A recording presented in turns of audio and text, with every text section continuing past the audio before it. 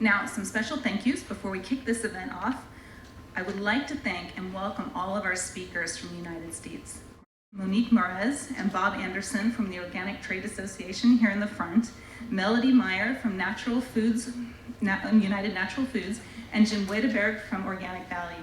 So today's event is a US-EU Organic Seminar, and we're talking about big opportunities in the organic market for both sides of the Atlantic. So our transatlantic organic relationship, kind of explaining both sides of what's happening.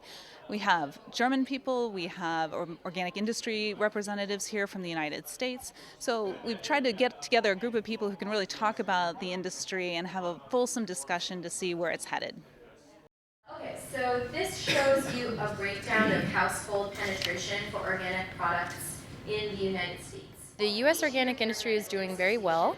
We're at $43.3 billion in consumer sales in 2015. It's the largest increase in sales we've seen in the organic industry, growing at about 11% for the last several years.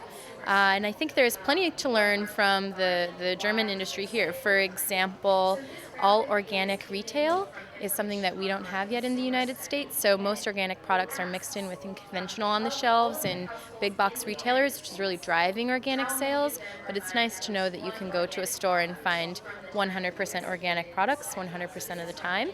Also, I think the German consumer is very engaged and interested in organics.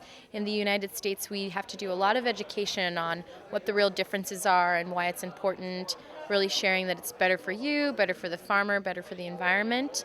And it sounds like the German industry is a little further along than ours in kind of developing that education. I think the U.S. organic market could learn to support organic agriculture more through policy and helping farmers to transition to organic. We don't have enough financial support. We don't have enough science and research for organic farmers, and I think the European Union is farther ahead than we are in the U.S. The US, for sure, it's an interesting and an important market, and we had seen there the demands for organic products are rising.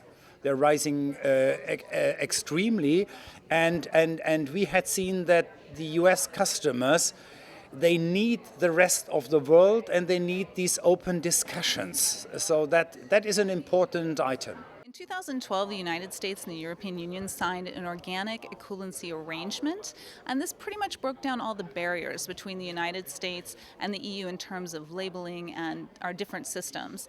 It's pretty impressive because we had higher standards, the Europeans had higher standards, but when we came together and made this arrangement, it actually opened up trade incredibly on both sides for these two tremendously growing markets.